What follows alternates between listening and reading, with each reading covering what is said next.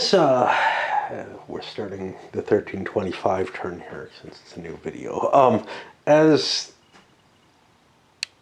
we're hitting the point where women are, the first set of women that start the game are hitting 45 years old. It creates a kind of interesting thing.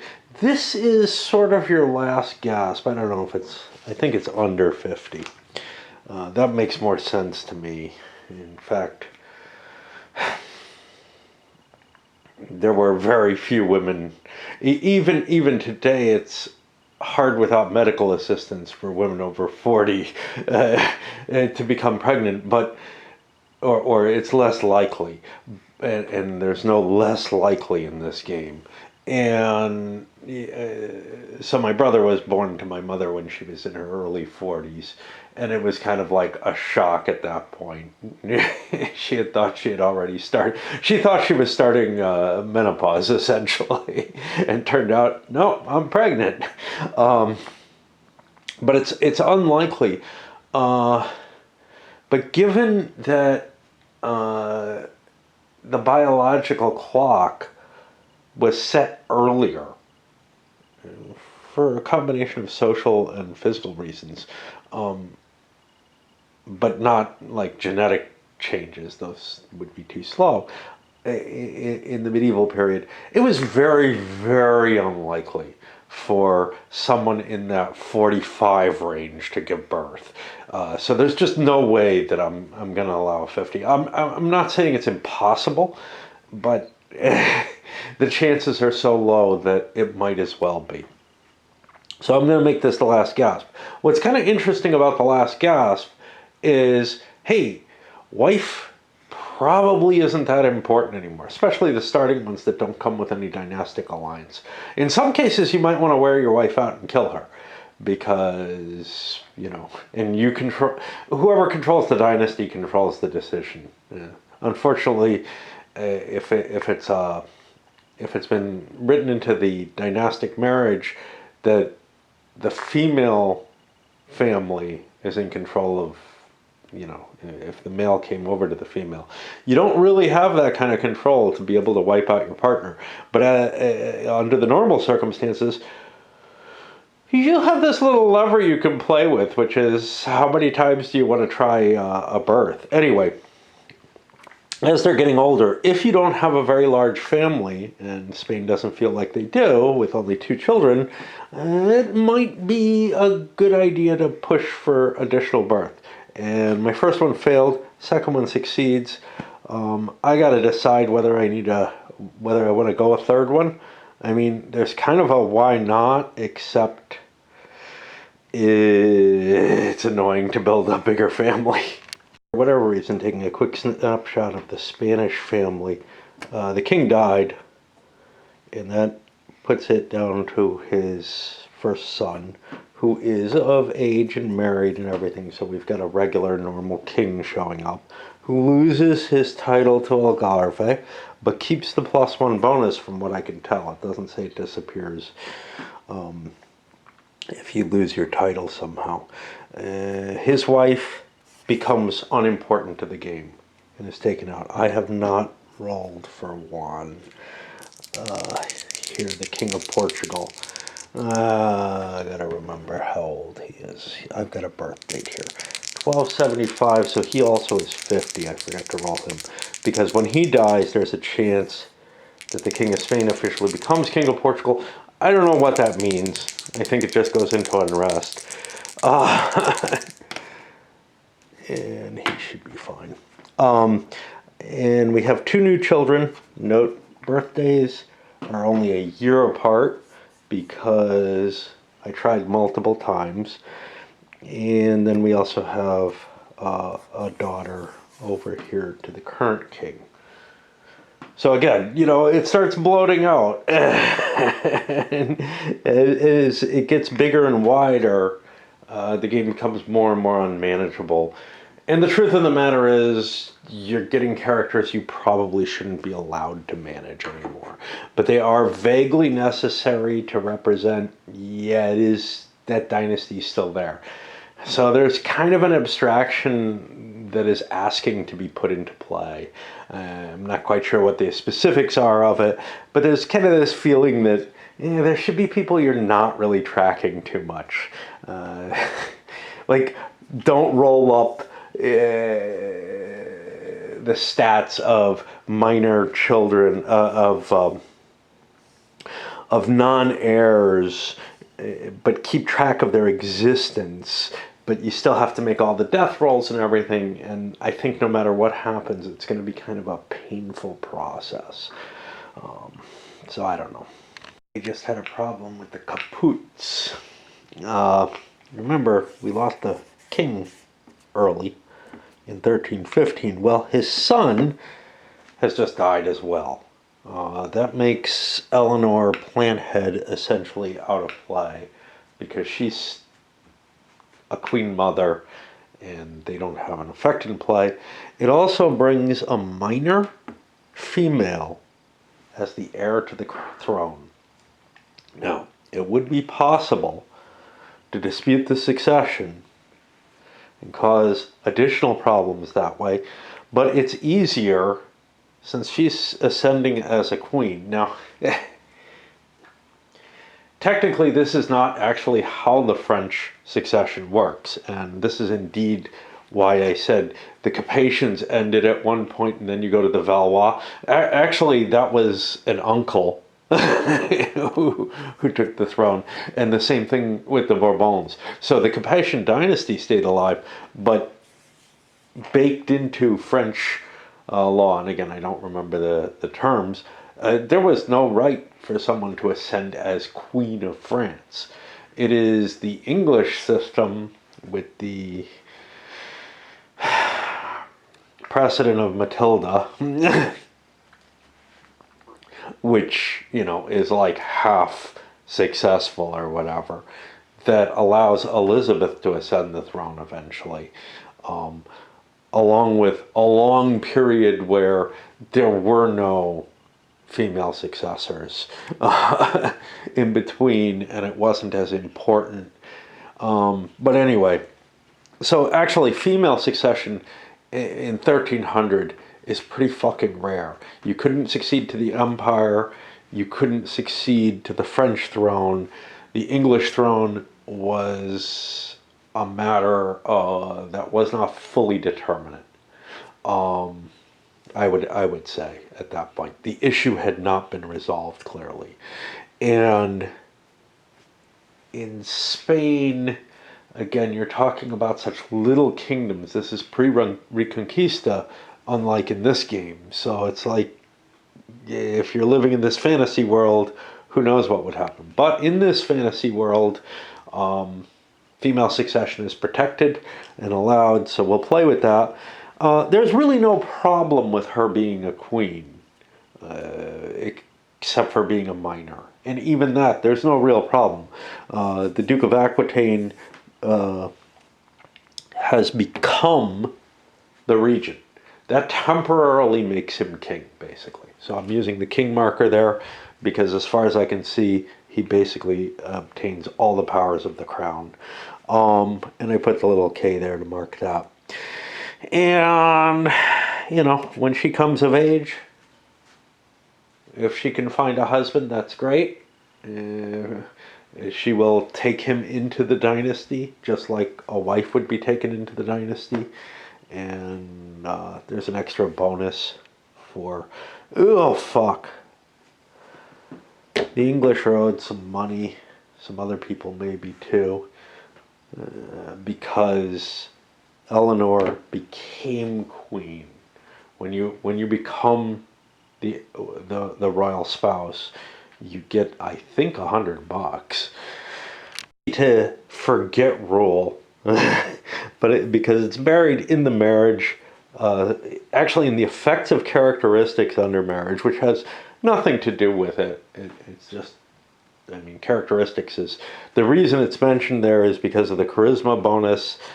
When a female marries into a line, and I don't know if that's true when a male marries like will be the case here. So yeah, I just don't know. I'm gonna look to see if I have any other people who should just be handed $100 for no reason other than their daughter became queen. Instance of such a succession having happened already with a married couple, or marrying into the family too, is with the Portuguese. And yes, the Portuguese king is sort of attached to that dynasty, but fuck it. I don't think that's meant to just generate some free cash for the Spaniards. So this is the one case where that's it. Anyway, what we're going to have is this child. There's no real penalty for a regency that I see, so I'm perfectly fine with it. There is absolutely no way that any country at this point would have acceded to a female succession of a minor. I mean, like I said, no one really had a well-established female succession to the crown. Matilda put the issue on the table, essentially, right? But those kind of rules would easily be voided, and the old Frankish rules, for example, which followed in most of these countries. Spain would be one potential exception. Were all male primogeniture. So where there were different traditions, like perhaps in the Anglo Society or something, although I can't think of one there either, they're really kind of edge case type things at best. And there would be very, very little support for allowing a female succession of that sort of a minor. She's 5 years old. It just wouldn't happen. She would probably be thrown in a nunnery immediately, and the crown would pass there. But the reason for that, and I wouldn't mind the disputed succession rules and everything coming into play if that was the case, the reason for that is the penalty for having a minor at all is a big problem, and a minor female would be a huge problem. Those penalties are just not, from what I can see, anything that exhibits itself in this game. In fact, there's kind of a bonus. Whoever, I can marry someone and add another prince to the game, and might even be able to give him a title. I'm a little iffy about that, but I'd have to look at the royal governorship rules to see. But yeah, I kind of sneak my way into the births and deaths. King Peter of Italy died. His son John takes over, and that means Maria... Spain, I don't know. I'm real. In Royale. Gets $100 for becoming the queen. Sweet, huh? And some new young women are showing up. We got Anna at 1310. I don't know how many others. So I'll take care of that when I get a chance to do so. Look over some things, because I just realized Charles Caput's death has invalidated the Franco-English marriage. Put this in the box just to keep it as a record of sorts. Maybe if I reconstruct the game after I'm done or whatever. Let me see if there's any other important deaths. I don't think anything else took effect. I'm trying to figure out the dynastic phase. Right now, Italy has got the initiative in terms of, I made the die roll and they get to pick something. What they'd really like to do is destroy the Anglo-German marriage, which is Jane And that still exists, so there's nothing I can do about that. I'm thinking, well, gee, if I go to peace with Germany, but the truth of the matter is I have to make peace with Germany and with England to get anything of value out of this. And that's going to be tough. Italy right now, what are we in? We're in 25. Italy has a female.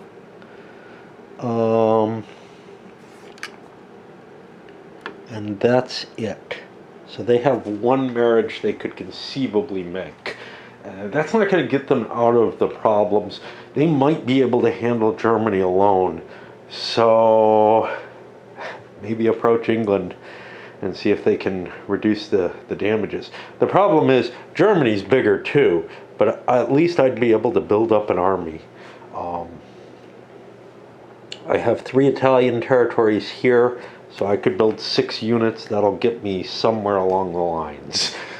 Are finding a hard time. They have the only female, the only loose female I think that's available right now. I'm just looking around. Out of play, married off, too young, too young. And they have, Anna is the only unmarried loose female right now. There will be more next turn though. And the problem is, I couldn't get England to agree to a treaty. I couldn't get Germany, who maybe doesn't have much purpose towards this expansion to the south. Yeah, I mean, England and Germany, they should be willing for peace here. Neither one seems willing. The feeling is Italy is kind of a lost cause at this point, and that marrying into them doesn't give me much. It gives me the opportunity to create children, and in both cases we would be, you know, marrying to a second son, essentially. So it's really just creating padding for the for the overall dynasty. The French even have almost nothing to gain by this marriage in terms of any kind of peace, and I felt like they had the weaker desire towards it, although they would like to expand their dynasty a bit. Ooh, wait a minute. Yeah, we have a princess with no capacity. Maybe we'll just take it. It may be good enough. Let me roll again. I went odd, even, got an odd, which is positive, but I just couldn't justify it, so I went to 2 odds, but I'm going to make it back to 50-50 again. All right, so we'll have a French-Italian marriage. That at least gets me an heir in there. Why did the Italians want to do it, though? That's the question. What do the Italians care? I mean, yeah, that's the real problem. France wants it, but what does Italy get out of it? Nothing, really. There's nothing France can do for them. There's nothing... Yeah, so we'll pause on that. So I don't think there are going to be any dynastic marriages at all. I will look to see if there are any other deals to be cut. Pretty soon there's going to be a lot of pairings available, because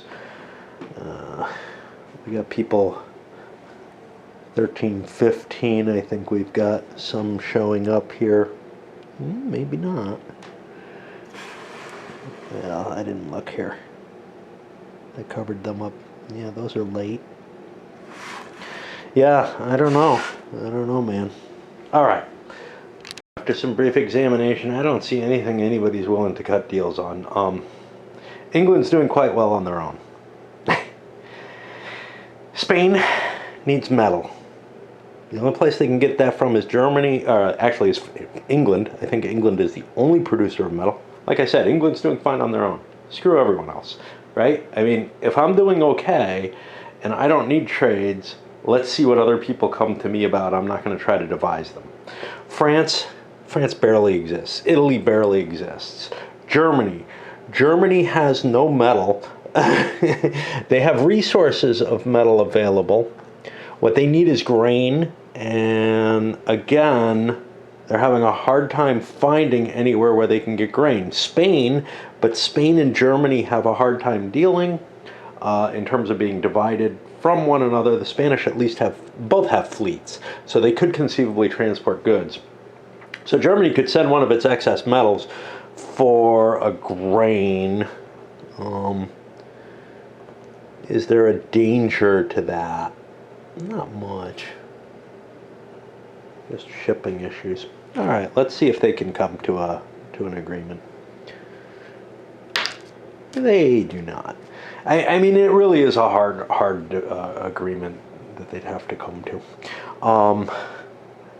But it may happen as time passes. We'll see.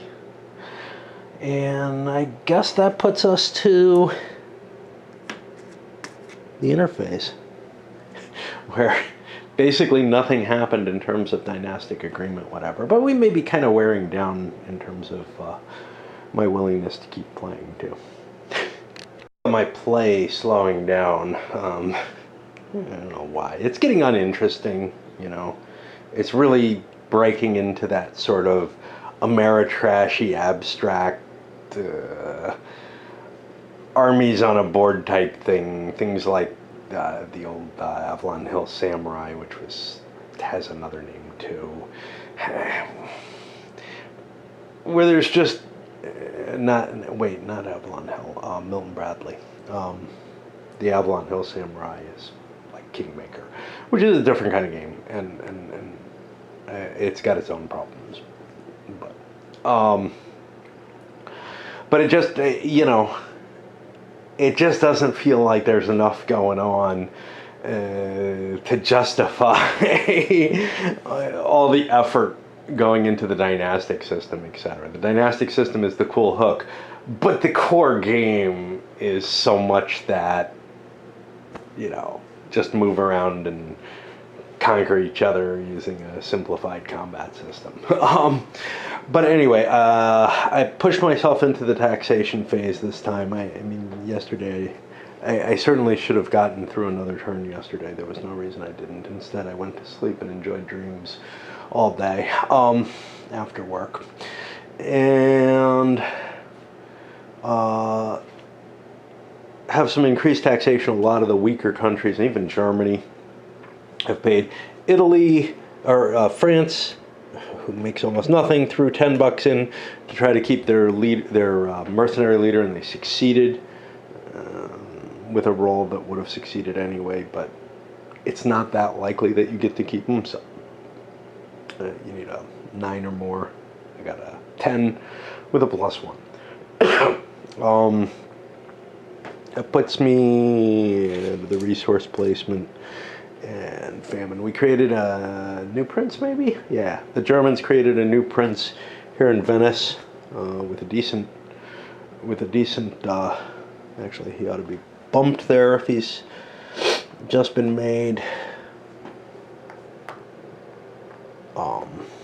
With a decent value. I don't think I actually have to. I'm allowed to. He's got a decent charisma value, so he's got a chance of creating more resources there. The way it's beginning to shake out, though, is Spain is going to take out France. I think England and Germany have kind of agreed, hey, Germany, you can have the rest of Italy. I got to deal with Spain. And it's going to end up as pretty much a three-way game with a squeeze, and we'll see what happens. But in the end, this is all that matters. So Italy could win because you can't take their money away. Granted, England has more cash on hand right now. They've got a better chance of winning. But if England ends up wiping Spain out, there's a pretty good chance that Italy comes in second. If whatever, and they get to keep alive and keep their dynasty alive to marry people off, and maybe they can, sell their daughters or something, or make some kind of exchange and get some piece of land somewhere. interesting situation, which may just be an omission from the designer's view, but it's not absolutely clear what happens. Italy is very likely to lose their 3 remaining home provinces. This province, however, may remain for a while. Now, your capital can only be in a home province. I'm not at all sure what happens if the Italians end up with territory that they don't have a capital to. It may turn into a neutral province. That's not part of the basic game, so there would be no way of handling it in the basic game if that's what's intended. It doesn't really make sense not to have a capital because it doesn't really represent much. It represents your ability to build troops. So you wouldn't be able to build troops. That would make sense.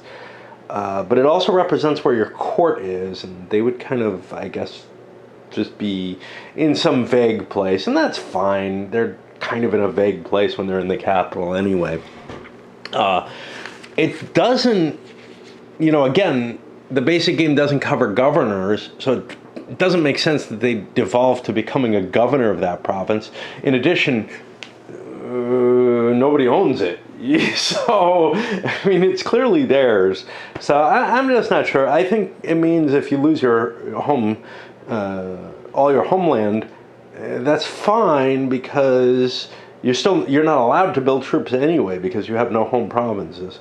So I think you still own it and whatever, But again, it's not really spelled out what the implications are of that. I'll try to muddle through as best as I can. You'd still be able to tax it, whatever. You'd still produce stuff in it. You could make a prince there, but it's just not clear. Now, I may be misremembering things about how far the Reconquista had gotten at this point. This feels like significantly later, maybe from a game that starts in 1300. But we got war with the Moors here. The Moors in Granada threatened the province of Andalusia. Now, it was trivial to take Granada. And there's a whole bunch of stuff. But the final thing is, if Granada is not neutral by the next event phase, ignore this card. I'm going to put it here. There's some chance Granada could become neutral. But basically, this sparked, if there was any reason not to conquer the rest of your home country as Spain, this would give you a good reason to do so because you don't want this event. It throws a bunch of it throws an attack into Andalusia, making that probably neutral. But again, if I recall my Reconquista, yes, it was beginning, and in the mid 1300s you were getting some of it going. But I think Granada, the actual fall of Granada. That was 1450.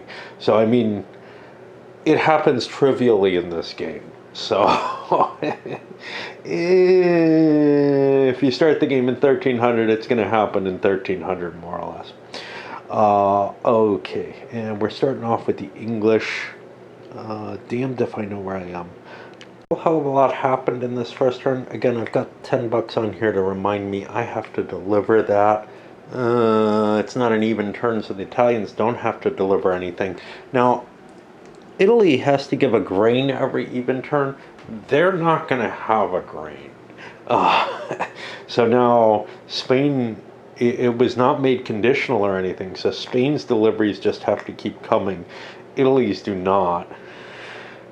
So Italy's kind of hoping Spain disappears and has no provinces, because otherwise there's no recourse. You don't get any kind of casus belli or anything like that, any right to void your marriage contract, unless you write it in such a way. And again, you could make shortcut words. Otherwise, for the most part, people are shepherding resources around. So you have the English moving their army up, letting the Germans come down and take out Italy, the remainder of Italy, making it more of a backwater. It's got a lot of wealth in it, but as long as England and Germany are at peace, there's no real reason.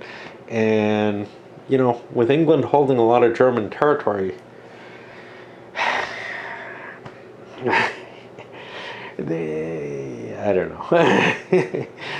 They could have run down and taken Apulia and pretty much cut the Germans off from southern Italy. But instead of that, I'm more interested in, hey, I'm no longer at peace with France. Maybe I want to grab their capital. It's not really worth anything to me.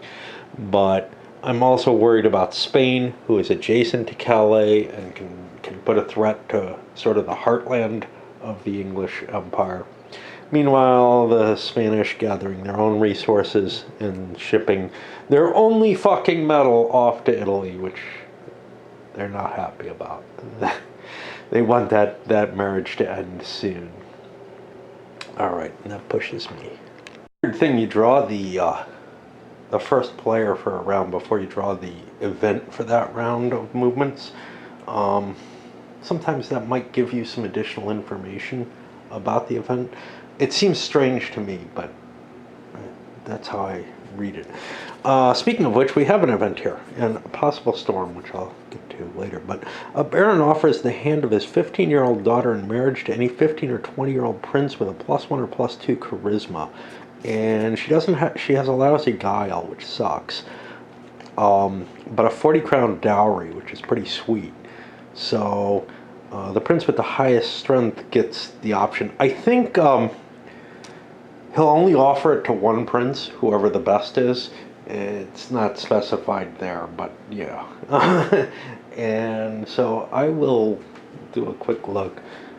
It is 1325, so we're looking at 1305 or 1310. I don't know if there are any.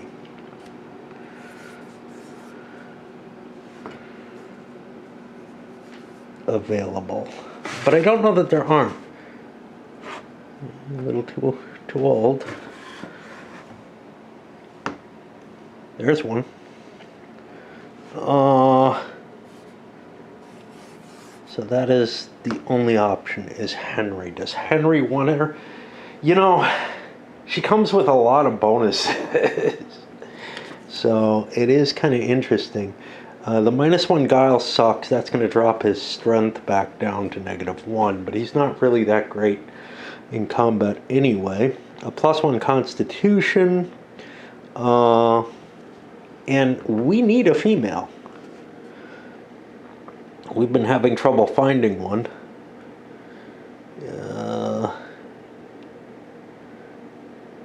And 40 crowns. I think we'll just take that. Storms has a potential effect on the Italian fleet here, and we had to find the rule for it. On a 1 or a 2, it was a successful storm. On a 1 or a 2, that ship just sinks, and anything on it is lost. And that is indeed the case. Poor Italy. Mismatch, but there wasn't much I could do about it. The Italian king has been defeated by the Germans, and Apulia has been taken. He was captured. Pretty soon we're not going to have any Italian territory, homeland territory left. They still have 2 provinces in France, for whatever that matters, but with no army. Yeah.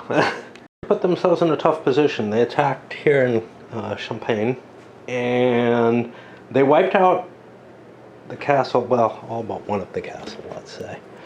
Because there's a reason to always keep 1 point of castle alive, which is something. Oops, not him.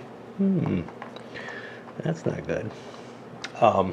There is a reason to keep 1 point of castle alive. Wrong place. So I could take the castle, but then I'm significantly in danger from the Spanish. Now the Spanish king has a strength of 2, which is equal to the English king. England could very well lose whatever they gain here, but if we fall back, this I have to replace. It's a control marker. If I fall back, let me see.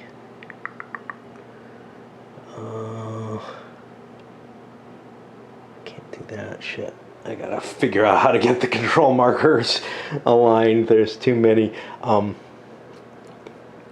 If I fall back from here, I can be protected from the Spanish.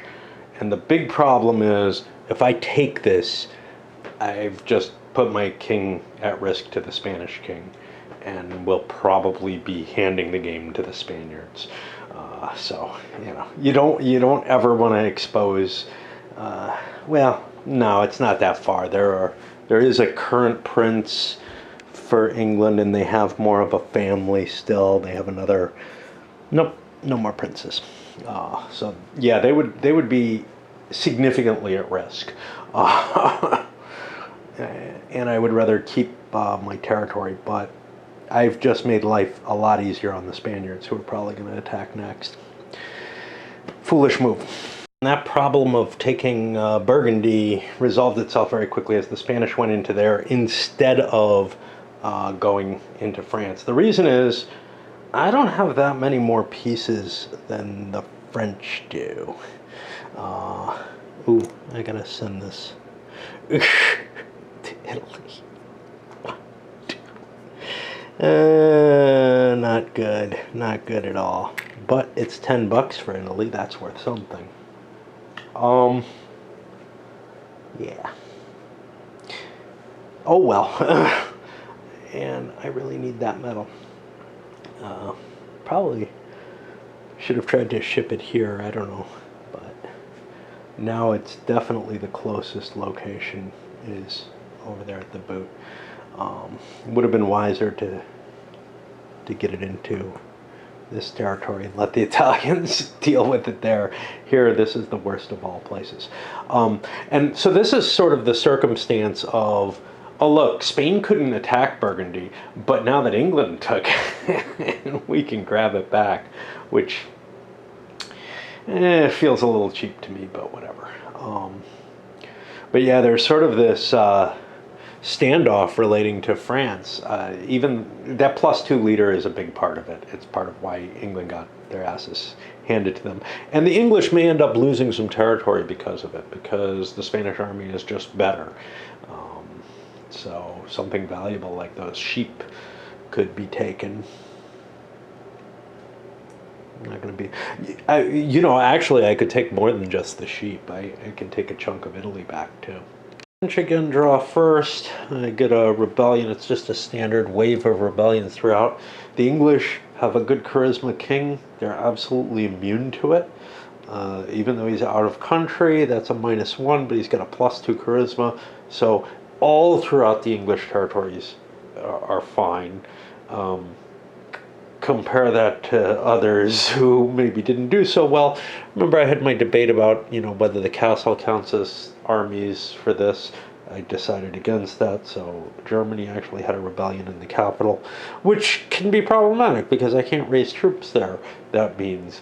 And this is third turn of the round. I'm probably not able to clean that issue up.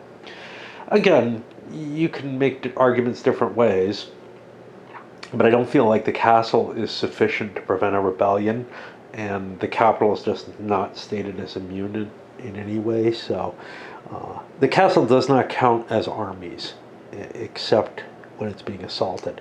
Likewise, Spain got hit with one. Strangely, though, so you get this penalty for being not in your capital,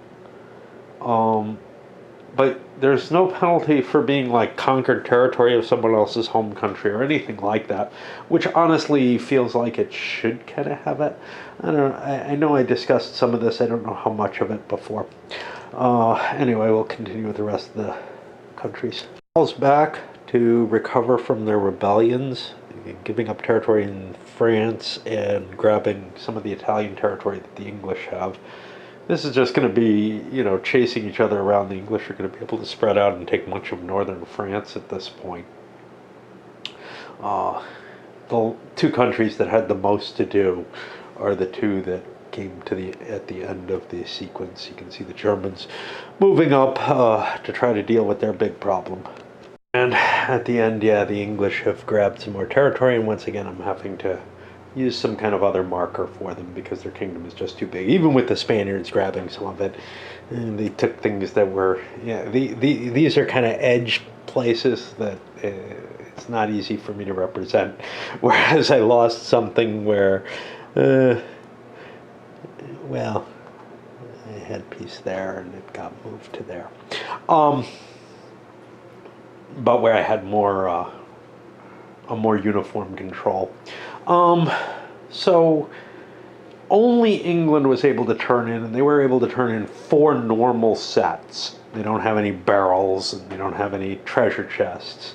So that's $200, and they're well in the lead at this point. Italy's in second, but they kind of don't exist as a country anymore. All I have is this. My king is captive. I will be getting another lord. Supposedly he has to come at the capital, and there is no capital. I don't know. I really don't know what to do with that, any of that. In terms of, let's see. In terms of the trade goods, I don't feel like I've been as good as I could be about arranging trades for people who aren't just collecting the goods themselves. But it's not trivial. Spain and Germany may be able to work something out, though. Spain has almost everything except metal, and Germany has treasure chest, and they need food. So they might be able to work something out between them at this point to exchange more points. Again, these are victory points, and they're also something you can trade away and, you know, build armies with and all that kind of crap. That's going to bring piles and piles of units to be available.